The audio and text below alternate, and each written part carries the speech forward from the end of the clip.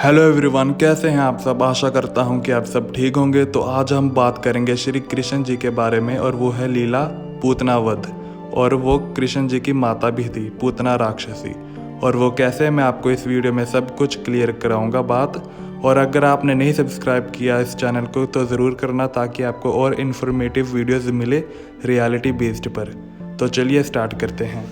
भगवान कृष्ण के जन्म के 6 दिन बाद ही कंस ने गोकुल में ढूंढ ढूंढ कर नवजात बच्चों का वध करवाने लगा।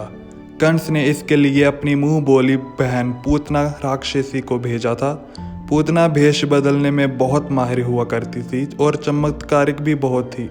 बताया जाता है कि पूतना में 10 हाथियों से भी ज़्यादा बल हुआ करता था।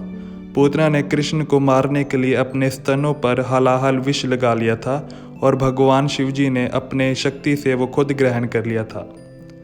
पूतना ने मनोहर नारी का रूप धारण किया और आकाश मार्ग से सीधा नंद बाबा के महल में गई, और सोते हुए कृष्ण को गोद में उठाकर अपना दूध पिलाने लगी।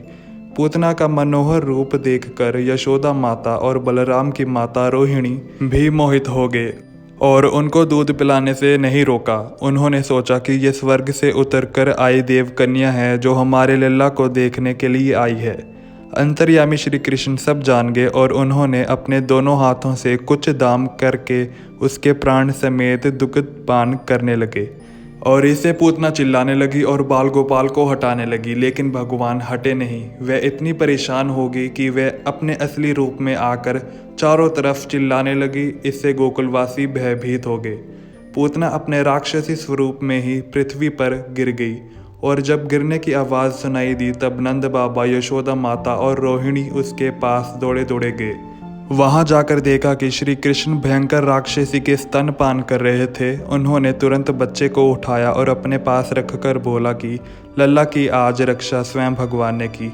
श्री कृष्ण के हाथों वध होने के बाद पूतना को लेने के लिए बैकुंठ धाम से विमान आया, जो उसे विष्णु लोक ले गया, और वह जन्म मरण से मुक्त हो गई। पूतना इतनी भयंकर और विशाल थी कि गोकुलवासी उसके अंतिम संस्कार के लिए सोचने लगे कि किस तरह इसका देह संस्कार किया जाए। तब ग्वालों ने पूतना के अंगों को काट काट कर उसका अंतिम संस्कार किया। जब उसका अंतिम संस्कार हुआ तब उसके शरीर से चंदन की खुशबू आने लगी, और वो वातावरण में सब जगह फैल गई।